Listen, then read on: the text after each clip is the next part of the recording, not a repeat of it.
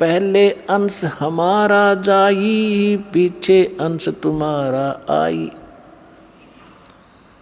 द्वादश पंथ करूं मैं साजा, नाम तुम्हारा ले करूं आवाजा। द्वादश पंथ नाम जो ले ही, सो हमरे मुख आन समोही।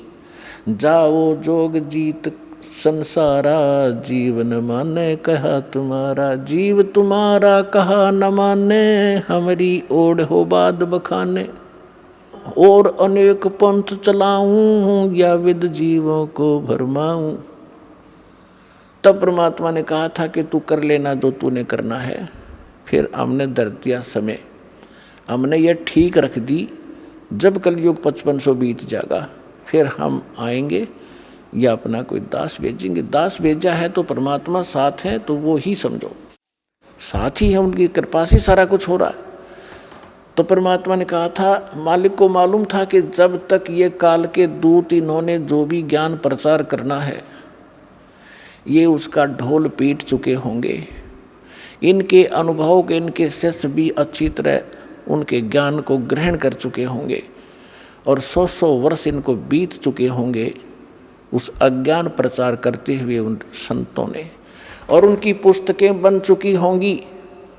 तब मेरा दास जाएगा और उनको सदग्रंथों से मिला के दिखावेगा।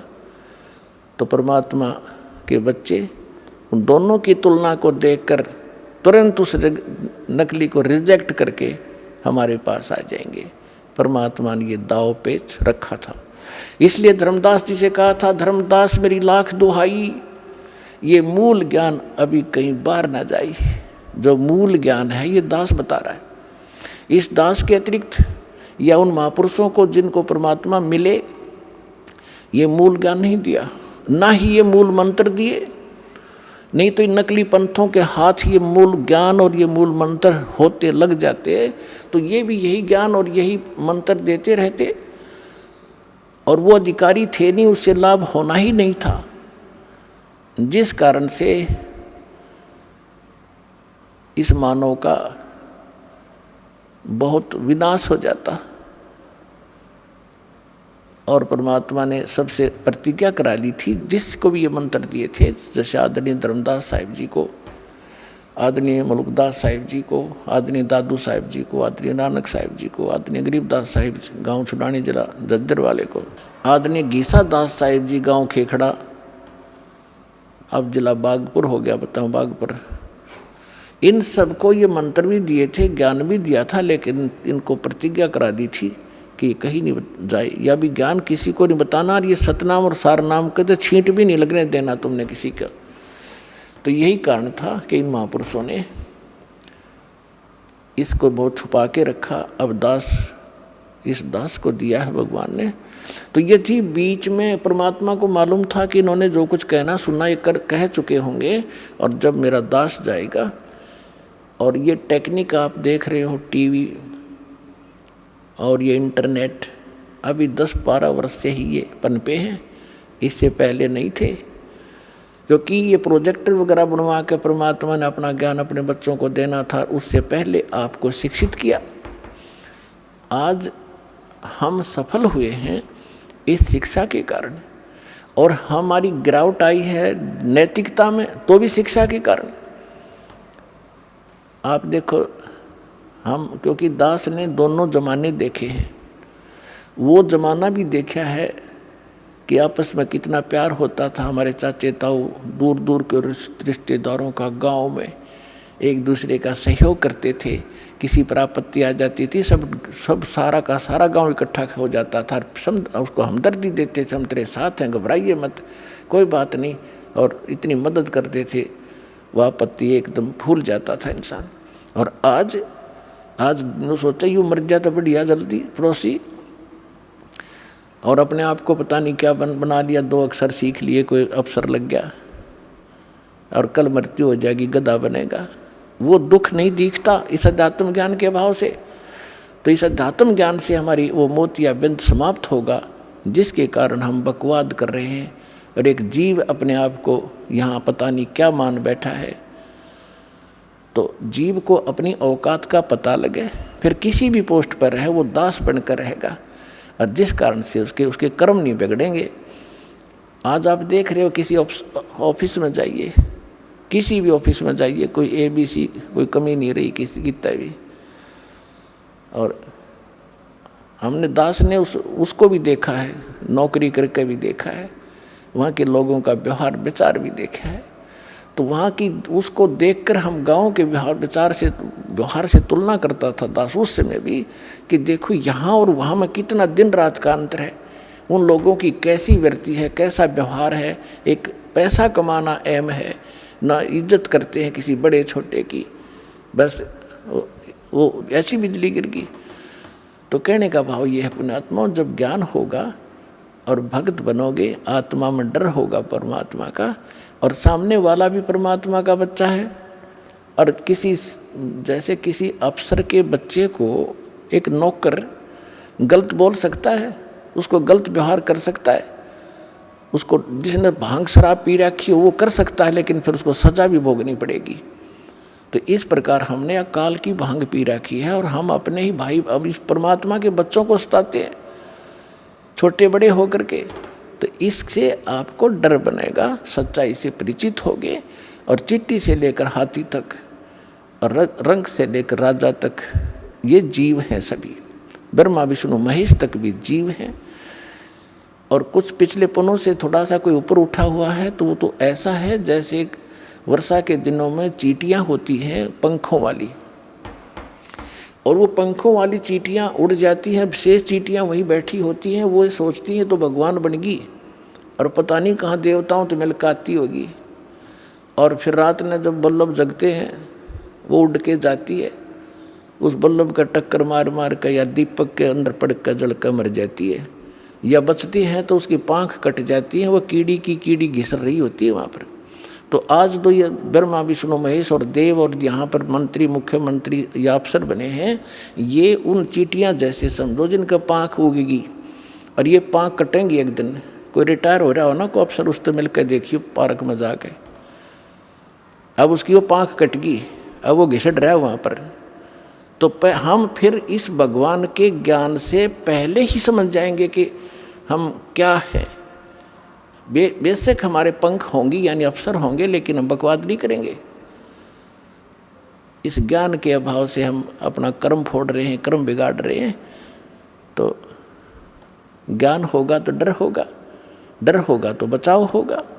तो इस ज्ञान से बात बनेगी।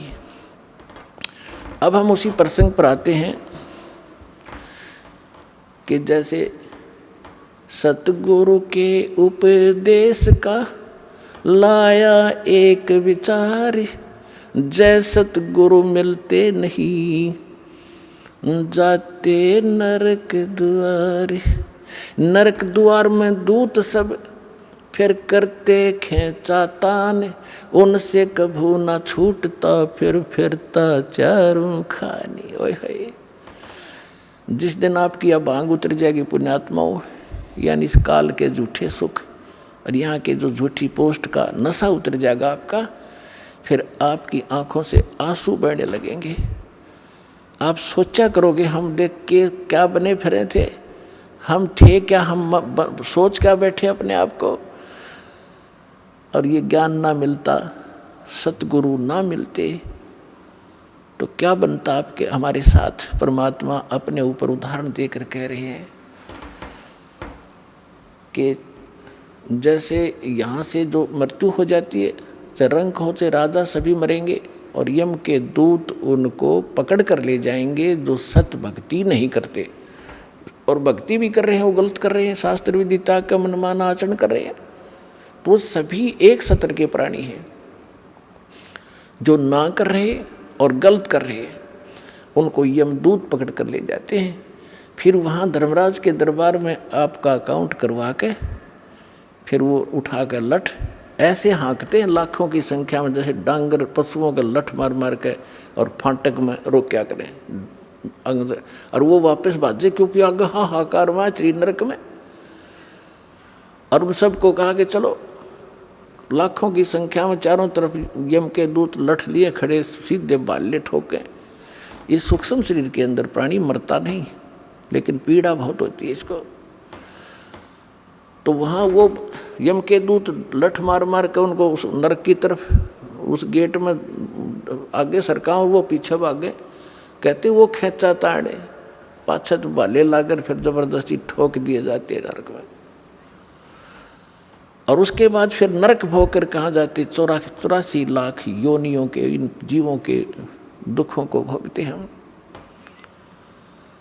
पुण्यात्माओं, आज आपको जरा सा महसूस हो रहा है क्योंकि समय पर टूक मिल रहे हैं, कोठी बंगले बना के आप निश्चिंत हुए बैठे हो। अब इस एंटीबायोटिक इस ज्ञान से, इन कैप्सूल से आपका नशा उतारा जाएगा। पहले तो जब नशा उतर जाएगा जब तो आप आगे चलोगे, नहीं तो यहीं बैठे बैठे टूल ले जाओगे।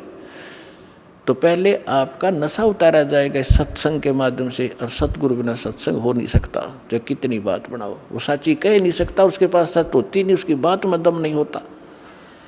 वह कहते हुए सोबर सोचता है कहीं तेरी झूठ ना पकड़ी जा। और यह सारे वचन सत्य हैं, सारा ज्ञान सत्य है, सब मंत्र सत्य है और भगवान हमारा सत्य है, सत साहिब है। तो क्या बताते हैं भगवान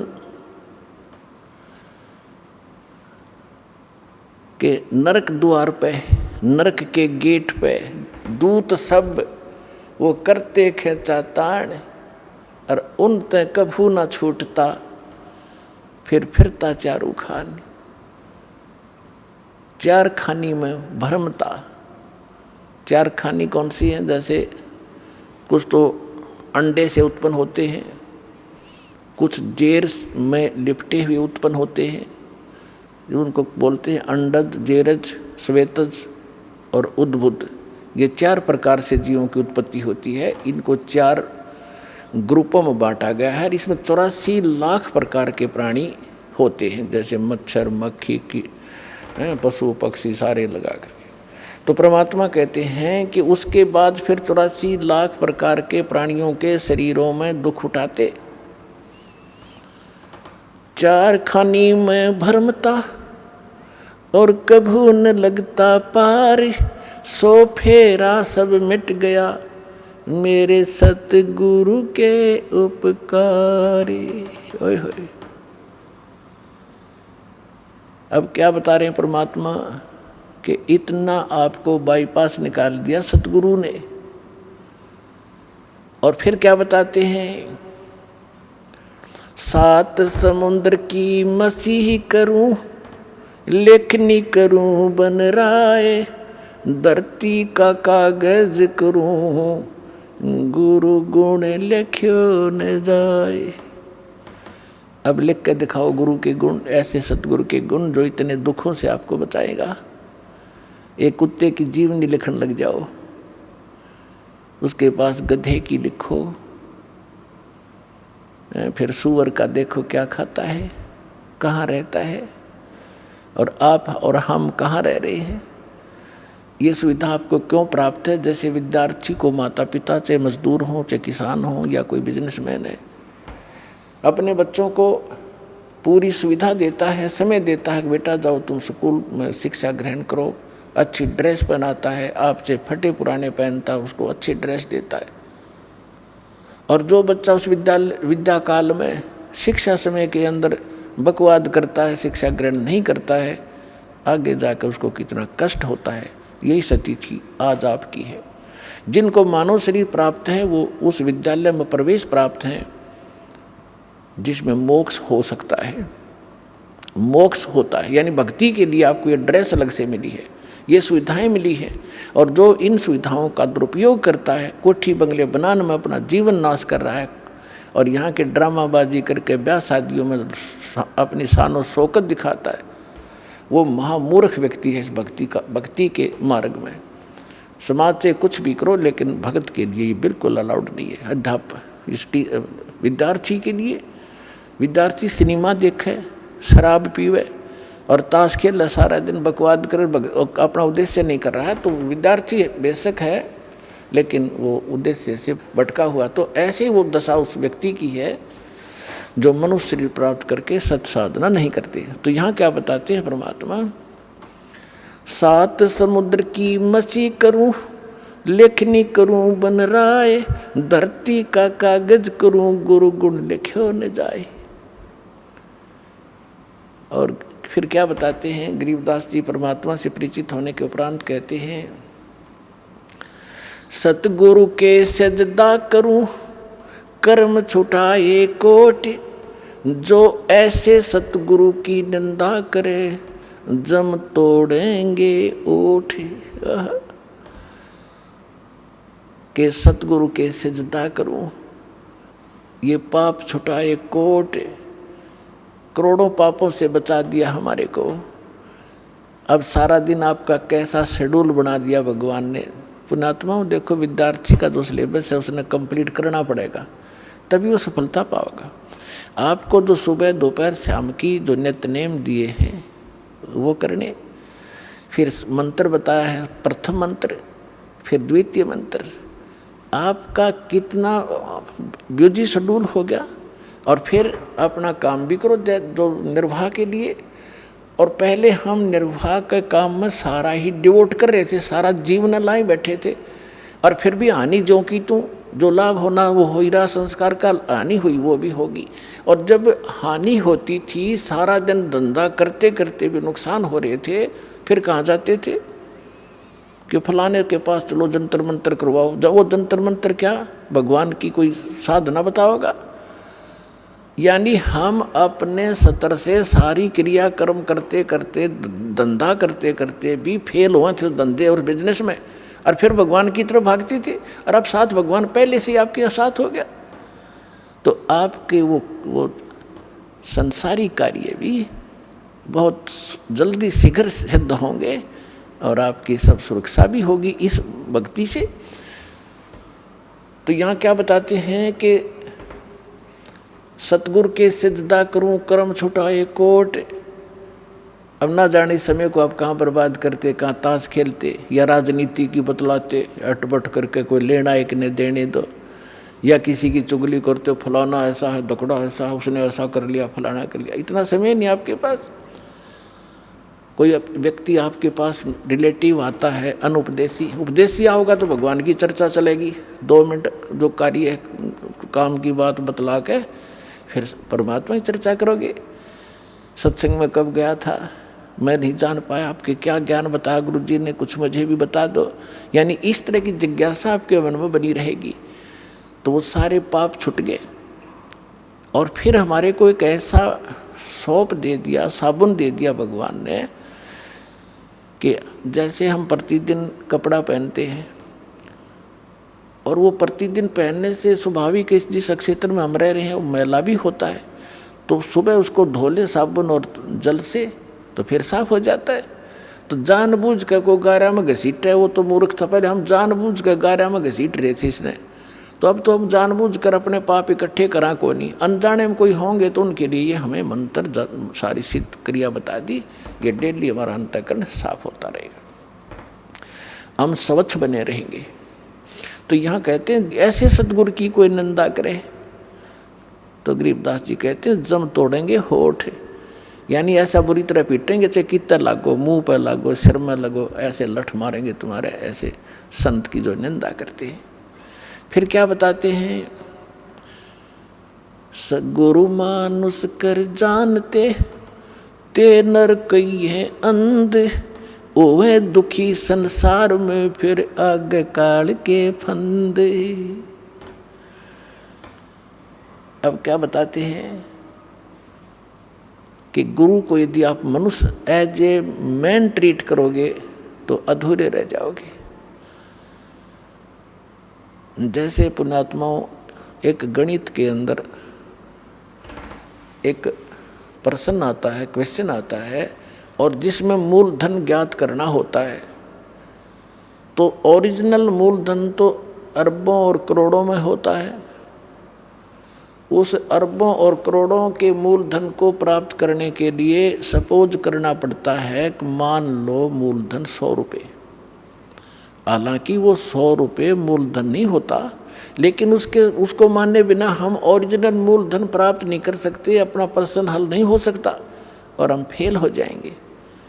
इसलिए परमात्मा ने बताया है कि मान लो आपके गुरु जी जो हैं ये भगवान है, परमात्मा है। अगर इस दास के स्थान पर परमात्मा आए 600 वर्ष रह के चले गए, हमने उनको भगवान नहीं माना, सुख भी मिले दुख भी दूर हुए, ऐसी अनहोनी घटनाएं टली हमारी, सोच भी नहीं सकते थे। आज भी वही कबीर साहब कर रहा है इस दास को, तो निमत निमत बना रखा है पुण्यात्माओं, ये सत्कर मान लो। कहते करे करावे साइया मन में लहर उठा, दादू से दर जीव के वो आप बगल हो जा। और उस समय तो स्वयं आए हुए थे, इतने सुख दिए और मुर्दे तक जीवित किए, लेकिन इन नकली संतों काल के दूतों ने भगवान को लाल को कौड़ी बताया, भगवान को भगवान नहीं मानने दिया। तो हमने उनको गुरु नहीं माना, जिस कारण से वो छोड़ गए हमारे को। और लेकिन दयालु हैं, आपको चार्ज कर गए इतनी आशीर्वाद दे दे के, और आपको प्रथम मंत्र दिया गया था 5 नाम का, जो बीच बीच के आपके नाम हैं। अब जो कंप्लीट कोर्स तो अब देना था ये, तो उससे भी आपको इतना लाभ मिल गया कि कुछ संसारिक धंधे आपके ठीक होते रहे, सुख होते रहे काल के, और फिर मनुष्य जीवन अधिक प्राप्त हो गए, जिस कारण से आज आप मनुष्य जीवन प्राप्त करते हुए आ रहे हो। और आपके अंदर कैसे गुण हैं, एक देवता जैसे। एक ये आश्रम है और इसमें परमात्मा के प्रगट दिवस के ऊपर लगभग 70-80 हज़ार श्रद्धालु आए थे।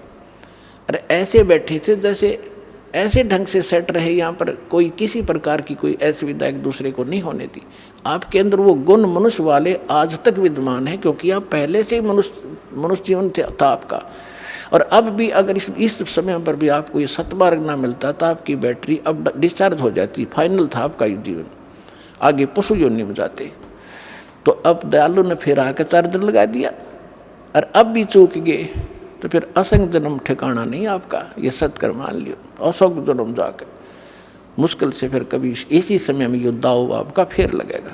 अब मान लीजिए मूलधन 100 रुपये, अब वो 100 रुपये मूलधन माना और प्रश्न हल हो गया, ओरिजिनल मूलधन मिल गया जो लाखों और करोड़ों में था।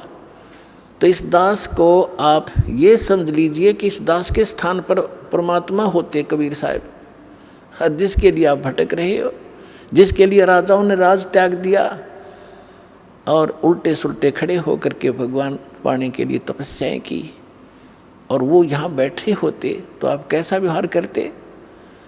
मैं बताता हूँ कैसे करते हैं। एक तो झूठ नहीं बोलते, क्योंकि अंतर्यामी है, ये सारा जानते हैं। तो झूठ कौन बोलेगा? जो मर्यादा तोड़ रहा होगा, जो भगवान से डरने वाला ना होगा, जो ये नहीं समझ रहा होगा कि सामने भगवान गुरु नहीं भगवान खड़े हों, तो मैं उनसे क्या प्रश्न उत्तर करूं। तो वो सच झूठ नहीं बोलेगा। कोई गलती हुई है तो वो कहेगा जी गलती होगी, मैंने बीड़ी पी ली या कोई देव पूज लिया या कोई अन्य गलती होगी, तो उसका समाधान दिया दाता ने कि आपका कनेक्शन कट गया, इसको पुनः सुचारू करवाइए, शुद्धिकरण मंत्र की करा ले और फिर से शुरू हो जा, आगे गलती ना करना। तो ये थोड़ा सा ऑप्शन इसलिए लिया है परमात्मा ने कि इस काल ने पूरे मानव को अज्ञान से भर रखा है, और एक परिवार में 1 या 2 ही परमात्मा का बच्चा प्रथम आता है, और वो कोई ना कोई ऐसी समस्या उसके आगे अड़ ही जाती है, जिस कारण से संघर्ष करते करते भी गलती बन जाती है। तो फिर उसके लिए बताया जाता दोबारा उपदेश ले और आगे भगवान को याद करके, और मर्यादाएं खंड नहीं करना, नहीं तो भक्ति नहीं चलेगी। तो 1-2 बार आपको ये ऑप्शन दिया गया है, और आप इसको फिर दोबारा ले लीजिए मंत्र, आप फिर स्टार्ट हो जाएंगे। जैसे किसी का मंत्र खंड हो जाता है, दूर देश में बैठा है और उसका पर यहाँ फोन आता है, प्रार्थना होती है, तो उसका मंत्र खंड भी होता है, तो भक्ति बंद नहीं करनी चाहिए उसने, क्योंकि उसने नोइंगली नहीं कर रखी। तो फिर उसका जो डिपॉजिट होगी भक्ति वो सुचारू कर दी जाएगी, वो उस ओरिजिनल अकाउंट में आपकी आ जाएगी। जैसे बैंक में कई बार पैसे डाल दिए जाते हैं, कोई नंबर अकाउंट का गलत हो जाता है, बाकी एड्रेस सही है, तो फिर जाकर उसको शुद्ध करा लिया जाता है और मूल अकाउंट में आ जाता है फिर वो। तो ऐसे आप कई, एक भक्त कह रहा था जी मैंने मेरे को ना किसी ने बारात में गया हुआ था और कैंपा कोला में बियर डाल दी, मेरा नाम खंड हो गया। उसके घर वाले कह रहे थे जो फिर शराब पीने लग गया।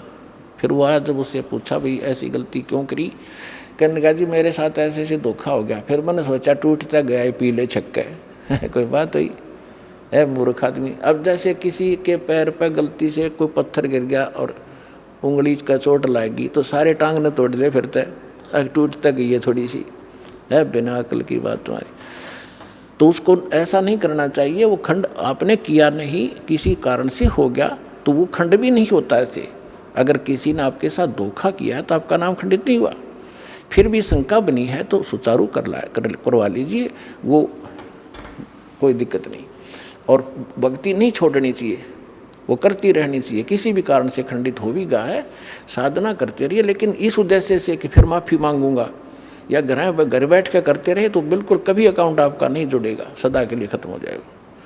तो इसलिए ऑप्शन दिया गया कि दोबारा आके सुचारू करवा लीजिए और दीक्षा अपनी फिर से चालू कराइए कनेक्शन।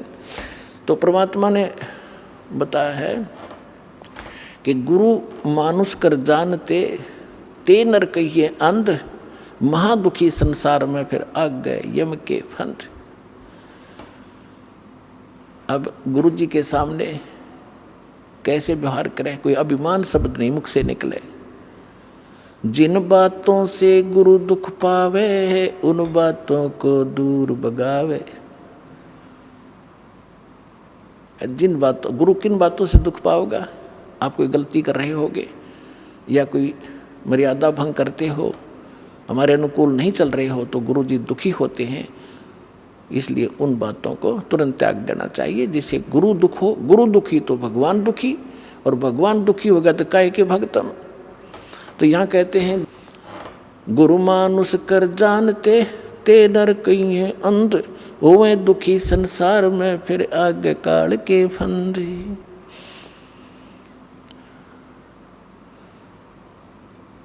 गुरु को पुरुष कर जाने और पूरे गुरु की सेवा ठाने। तो जो प्रसंग चल रहा है कि आप जी ने गुरु जी को परमात्मा मानना चाहिए, गुरु जी को एज ए गॉड ट्रीट करना चाहिए। क्योंकि जब आप यहाँ से शरीर छोड़कर जाओगे, जैसे आपको कथा सुनाते हैं कई बार कि अजाजील नाम के एक भगत थे, जैसा उनको गुरु मिला उसने अपने उस साधना की परिणाम यज्ञ ही किया उसने, और वो वहाँ जाकर उसकी परीक्षा हुई तो फेल हो गया। तो खाक परीक्षा की, खाक उसने साधना की, सामने लड़का खड़ा कर दिया और उसके वचन का है और भगवान कह रहे परिणाम कर। फिर अपनी औकात नहीं भूला वो, तो तुरंत अगर उसमें सच्चे ढंग से की होती तो वहाँ अकड़ मिलती ही नहीं, उसमें वो अभिमान ही नहीं मिलता, तुरंत कर देता। अपने बालक को, अपने बच्चे को हम कंधे बैठाते हैं, अपने बेटा बेटी को सिर पर बैठा लेते हैं, ऐसे कंधे बैठा कर उसके दोनों पैर पकड़ लेते। तो वहाँ क्या दिक्कत थी उस मूर्ख को, बिना ज्ञान के ऐसे मार खाता इंसान।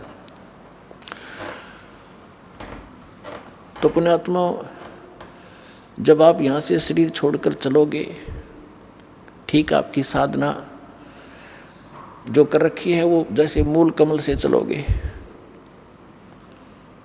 और मूल कमल से चल के फिर आपका जो सब, क्योंकि मूल कमल फिर स्वाद चक्र, नाभि चक्र, हृदय कमल, कंठ कमल, फिर त्रिकुटी पर पहुंचोगे। तो यहाँ तक तो आपका अकाउंट क्लियर मिलेगा, लेकिन त्रिकुटी पर जाके वहाँ आपकी परीक्षा होगी। दास के रूप में परमात्मा मिलेंगे, और जैसा आपका यहाँ व्यवहार है, विचार है, जैसी श्रद्धा है, जैसा दोष या निर्दोष आप अपने गुरु को मानते हो, तो वहाँ भी आपके ज्यों के तो मिलेंगे। तो वहाँ आपके कहने की जरूरत ना पड़े, वहाँ तो आपके मस्तिष्क पर लिखा हुआ एक, जैसे ये टीवी पर चलता है ना मोबाइल पर, तो वहाँ प्ले हो जाएगा अपने आप। और वह कहते वहाँ का फिर वापस हुआ, फिर कभी नहीं वापस जा पाएगा। तो पुण्यात्माओं, जो काम करो तो ढंग से करो, जिस मार्ग पर लगते हो सफलता तभी मिलेगी। तो गुरु जी को यहाँ आपने एज ए गॉड ट्रीट करना है।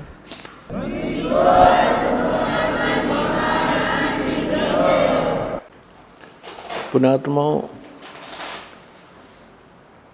जब तक हम परम संत और परमेश्वर की शरण में नहीं आते हैं, तब तक हम केवल अपना प्रारब्ध ही भोग रहे होते हैं, किस्मत में लिखा ही पा रहे होते हैं। और जब परमेश्वर से कनेक्शन हो जाता है तो हमारे को एक पावर प्राप्त हो जाती है। जैसे हम पहले हाथ से चक्की पीसती थी हमारी माताएं, तो 1 घंटे में वो मुश्किल से 2 किलो आटा पीस पाती थी। और आजकल इलेक्ट्रिक चक्की होगी, 1 घंटे में 1 क्विंटल और बगैर किसी परिश्रम के वो पीस के रख देती है। तो पुण्यात्माओं, अभी तक हमें कनेक्शन पावर का मिला नहीं था, और जिन पावर को हमसे कनेक्शन हम ले रहे थे वो डिम लाइट थी, वो कोई काम नहीं कर पावा थी। तो अब ये परमात्मा की पावर से जो काम होंगे, कनेक्शन ठीक रखना। दास बार बार आपको कहता, बालक हो और जैसे ही कनेक्शन जिन बिजली ले रखी है उनको पता है कनेक्शन कटा और कटा, फिर तो पंखे ना चलें, ना कोई ट्यूबवेल चले, सब असुविधा हो जाएंगी। तो परमात्मा भी कहते हैं, जब लग हंसा हमरी आना और काल लगे नहीं तेरा बाना। तो पुण्यात्मा, परमात्मा का वचन है कि इस समय में पूरा विश्व परमात्मा को पहचानेगा, इसलिए आपको शिक्षा दी है, ये ऐसे उपकरण बनवाए हैं। एक एक भक्त अपना रो रो के कथा सुना रहा है कि हम कितने दुखी थे। ये दुख तो आपके एक फ्री में निवारण होंगे जो आपको भारी पड़ रहे थे, और जो मूल कष्ट आपका जन्म और मृत्यु का असंग जन्म हो गए यहाँ भटकता है, वो दुख दूर होगा इस दास के परमात्मा के इस ज्ञान से और इस समाधान से।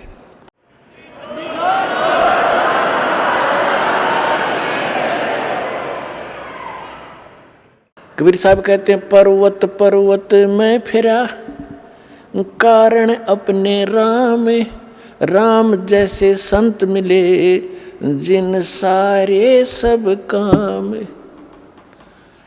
आज प्रसंग चल रहा है कि मात पिता मिल जाएंगे 184 माही, सतगुरु सेवा और बंदगी भाई फेर मिलन की नाही। तो परमात्मा अपनी महिमा को अपने ऊपर ही चित्रार्थ करके सुनाते हैं कि पर्वत पर्वत में फिरा कारण अपने राम, राम जैसे संत मिले जिन सारे सब काम। तो उसके लिए कहते हैं,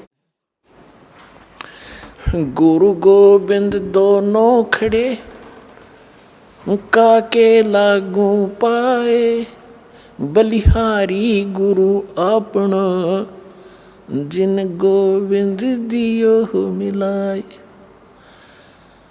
अपनात्माओं, परमात्मा कहते, कबीर हरि जय रूठ जा गुरु की शरण में जाए, कहे कबीर गुरु रूठ गए तो हर नहीं होत सहाय। अब जैसे किसी व्यक्ति को सुख प्राप्त है और चाहे वो भक्ति कर रहा है नहीं कर रहा है, तो आम व्यक्ति ये कहा करता है कि इसका भगवान राज्य है, इसका परमात्मा इस पर प्रसन्न है। और जिनके ऊपर दुख पे दुख आ रहे होते हैं तो वो अपने आप ही कहा करता है कि हमारा राम रूठ गया, हमारा भगवान रुष्ट हो चुका है, हमारा भगवान रुष्ट है, इसलिए हमें दुख हो रहे। तो यहाँ कबीर साहब कहते हैं, कबीर हरि जय रूठ जा गुरु की शरण में जावे, कहे कबीर गुरु रूठ गए तो हर ना होत सहाय। गुरु गोविंद दोनों खड़े किसके लागू पाए, बलिहारी गुरु अपना जिन गोविंद दियो मिलाए। अब जैसे उदाहरणार्थ कोई जंगल में खेतों में मजदूरी कर रहा है या कार्य कोई कर रहा है, एक मटका पानी का भर के रख लिया, जब तक वो जल उपलब्ध है उस घड़े में उसको कोई प्रॉब्लम नहीं। जो कहीं से उठा भर के लाया है। और जब वो जल समाप्त हो जाता है तो वो असुविधा हुई, उसको प्यासा मर रहा है, तो उसका क्या तरीका है कि फिर से जाइए उस हैंडपंप या कुएं पर और फिर से वो जल प्राप्त कीजिए, और फिर सुविधा होगी, फिर जान बची। इसी प्रकार जब तक आपके पूर्व जन्म का संचित पुण्यों का घड़ा भरा है, आपका राम राज्य है, आपका भगवान प्रसन्न है, आपको कोई आपत्ति नहीं है, और जिस समय आपके पुण्य समाप्त हो गए तो समझो आपका राम रुष्ट गया, रुष्ट हो गया। अब पुण्य क्षीण हुए तो दुख हुए, दुख हुए तो राम रुष्ट गया, रुष्ट हुआ। तो क्या बताते हैं, कबीर हरि जय रूठ जा, गुरु की शरण में जावे, कहें कबीर गुरु रूठ गए तो हर ना करे सहाय। अब जैसे आपके पुण्य समाप्त हुए, जैसे जल खत्म हुआ मटके का घड़े का, तो हैंडपंप के पास जाइए और उसकी सेवा कीजिए, भक्ति कीजिए, साधना कीजिए, उसको चलाइए और घड़ा भर लीजिए। अब परमात्मा ये उदाहरण देना चाहते हैं कि एक हैंडपंप तो गुरु और वांछित वस्तु जल गॉड, एक घड़े में जल रखा हो और हैंडपंप हो। आपसे कोई कहे कि मैं इन दोनों में से आप कौन सा सिलेक्ट करोगे, आप घड़ा चाहोगे, जल रखोगे या हैंडपंप रखना चाहते हो, तो अंडरस्टूड है कि इस हैंडपंप से तो लाखों घड़े भर लेंगे, और इस घड़े में तो जल है तो एक दिन भी पूरा नहीं हो सकता, चलेगा। तो यहाँ कहते हैं कि गुरु गोविंद दोनों खड़े, जल तो गोविंद है और हैंडपंप गुरु है, हैंडपंप से ही गोविंद मिल रहा है आपको। तो क्या आप पे उदाहरण देते परमात्मा, बलिहारी गुरु आपना, जिन गोविंद दियो मिलाए। हम तो बलिहारी गुरु के ऊपर जिसने गोविंद मिला दिया। तो परमात्मा क्या बताते हैं, फिर मर्यादा बताते हैं ऐसे सतगुरु की, भाई गुरु से अधिक ना कोई ठहराई, मोक्ष पंथ नहीं गुरु बिन पाई। आप नित्य नियम डेली पढ़ते हो, ये आप डेली पढ़ते हो, इससे ज्ञान यज्ञ का लाभ होता है, लेकिन इसको गहराई से विचार नहीं करते हो। ये आपको इसलिए दिए हैं, आपको दोनों लाभ होंगे, एक तो ज्ञान यज्ञ और साथ में आप सतर्क रहोगे तो लाभ होगा आपको। इसमें क्या बताया गया है, गुरु से अधिक ना कोई ठहराई, मोक्ष पंथ नहीं गुरु बिन पाई। राम कृष्ण बढ़ते हु पुर राजा, तिन गुरु बंद कीन निज काजा। गई भक्ति सतगुरु की करही, आदि नाम निज हृदय धरही। गुरु चरणन से ध्यान लगावे, अंत कपट गुरु से ना लावे। अब यहाँ परमात्मा बताते हैं कि गुरु से अधिक किसी को नहीं माने। अपने आत्माओं ये फाउल पॉइंट बताए जाते हैं सत्संग के माध्यम से, खिलाड़ियों को भी सिखाया जाता है कि तुम ऐसे करोगे तो फाउल हो जाओगे, ऐसे करोगे फाउल हो जाओगे। तो जो बच्चा खिलाड़ी उन फाउल पॉइंट से डरेगा तो सफल होता है। अब जैसे इस ज्ञान को सुनकर समझकर, क्योंकि आज बहुत इंटेलिजेंट समाज है, मानव समाज, विद्वान है, किसी ने लॉ कर रखा है, किसी ने डॉक्टरी कर रखी है, किसी ने और इंजीनियरिंग कर रखी है, कोई IAS IPS के हैं, इंटेलिजेंट हैं, एजुकेटेड हैं, उनके बोलने के तरीके भी आम जन से अधिक अट्रैक्टिव होते हैं। तो यहाँ इस ज्ञान को समझकर, और कोई कहीं खड़ा होकर कोई ये प्रवचन करता है और फिर कोई ये कहता है कि बहुत अच्छा प्रवचन किया, इसने बड़ा अच्छा ज्ञान दिया, बात वही है तो दास से सुनी हुई है। तो ये कौन कह सकता है ये बातें, जिसने शराब पी रखी हो।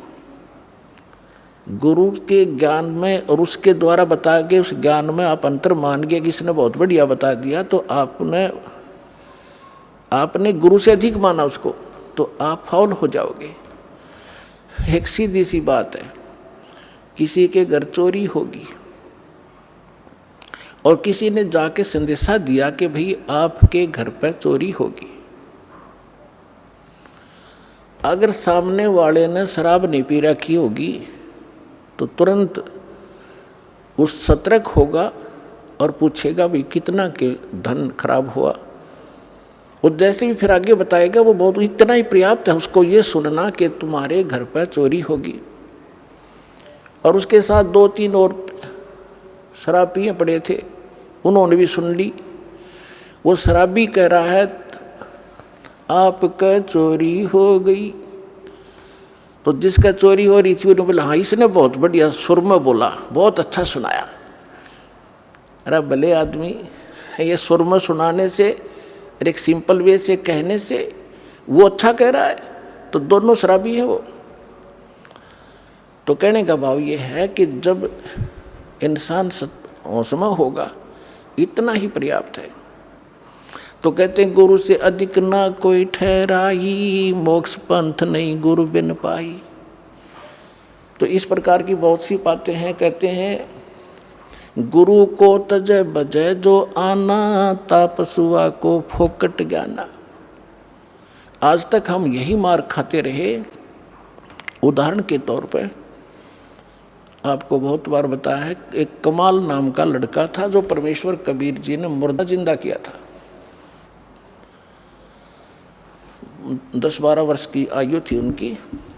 फिर अपने साथ रखा और परमात्मा तो प्रवचन करते हैं, ज्ञान देते हैं सामूहिक रूप से। उस बच्चे ने भी, वो 20-22 वर्ष का हो गया, उसने वो परमात्मा के सुना हुआ ज्ञान सुन लिया और फिर आप सुनाने लग गया। तो हम मार खाते से आए।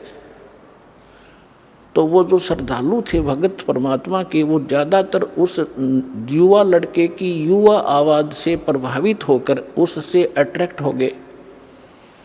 गुरुदेव को पता चला, बहुत से भगत कहने लगे, वो तो परमात्मा थे, जानते थे कि जी कमाल तो बहुत बढ़िया सत्संग सुनावे है, आपसे भी अच्छी तरह समझाता है। तो यही फेल हो गए वो। गुरु को तजय बजय जो आना, तापसुआ को फोकट ज्ञाना।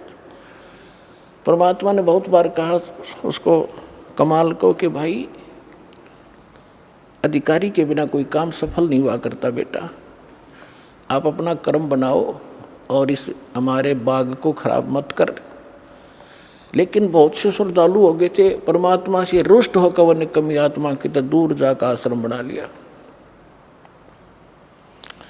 और जो उससे प्रभावित थे वो भक्त नकली, वो भी उसके साथ वही जाने लग गया, अलग से डेरा आश्रम बना लिया, वहाँ सत्संग करने लग गया। अब जब तक परमात्मा से प्राप्त उस ज्ञान से, आशीर्वाद से, नाम से उनकी बैटरी चार्ज हुई थी, तब तक तो उसके उनके खूब पुण्य रहे, खूब सुख हो रहे थे। जाते थे वहाँ कमाल के पास तो उनको कोई महसूस नहीं हो रहा था कि हमने गलती कर दी।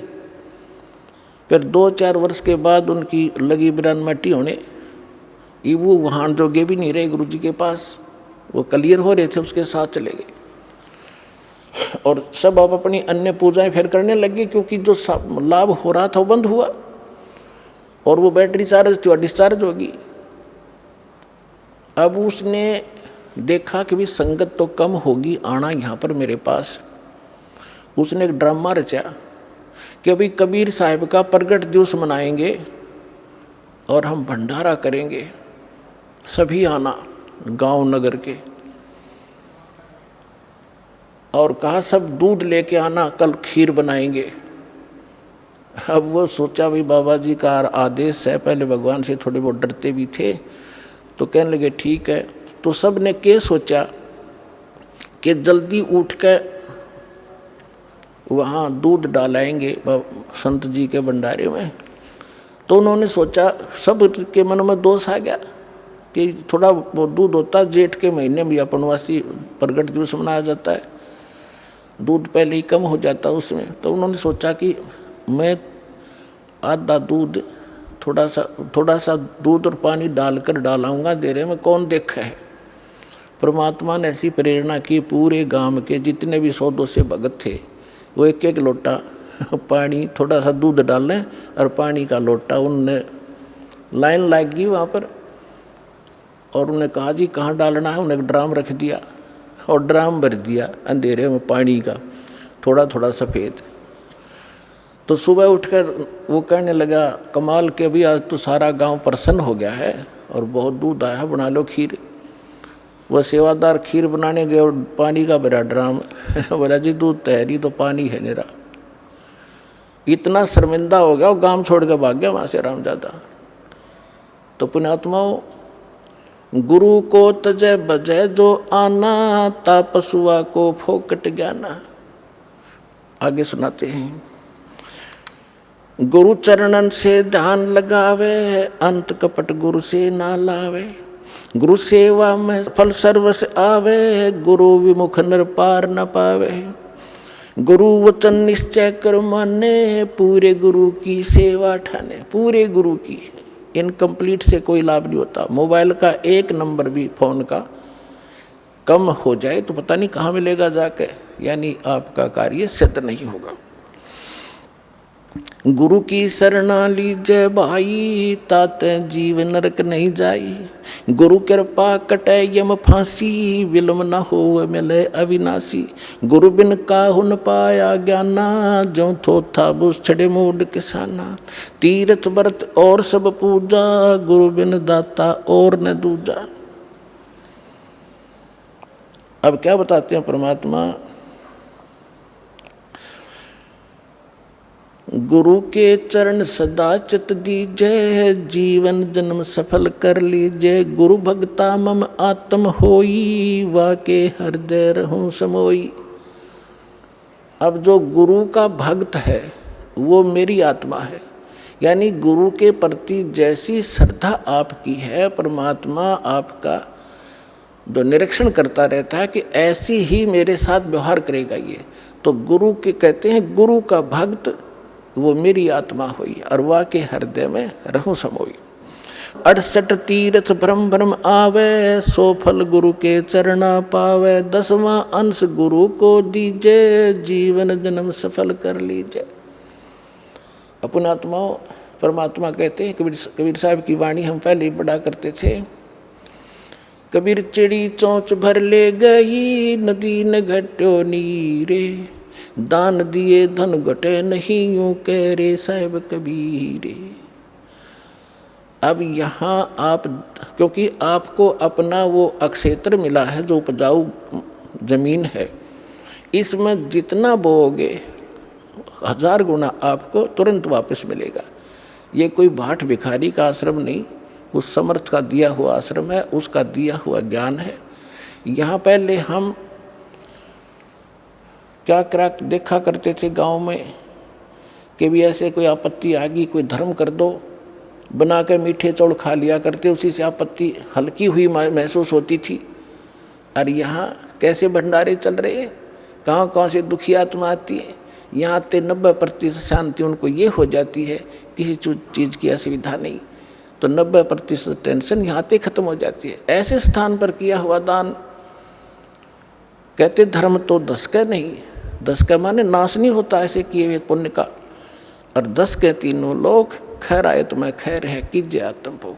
तो यहाँ कबीर साहब कहते हैं 10वां अंश गुरु को दीजिए, जीवन जन्म सफल कर लीजिए। गुरु बिन होम यज्ञ नहीं कीजिए, गुरु की आज्ञा माहे रहीजे। गुरु बिन माला फेरते, गुरु बिन देते दान।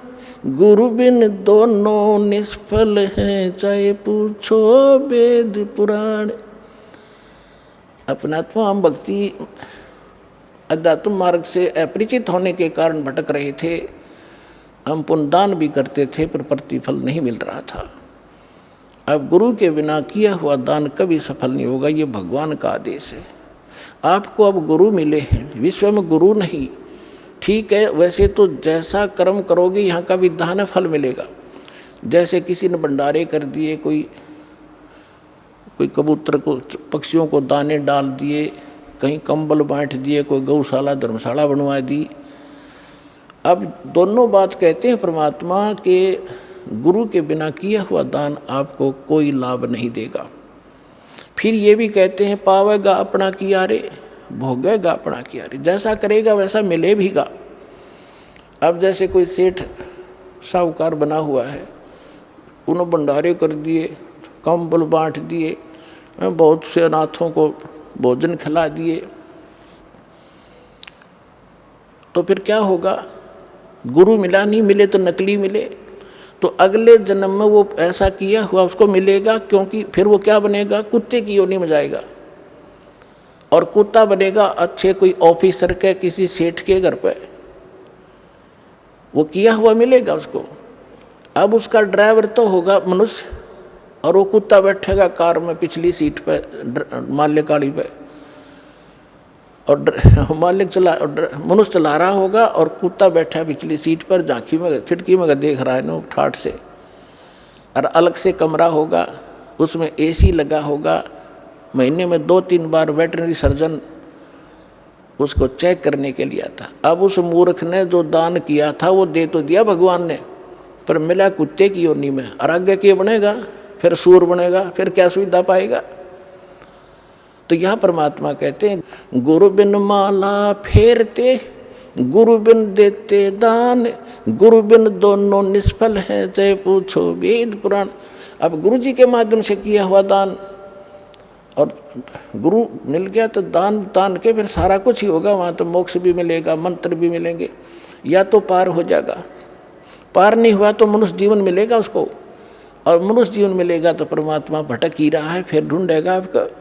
लेकिन प्रार्थना आपसे की जाती है कि इस जन्म को आगे मत बढ़ाना, इसको फाइनल कर दो।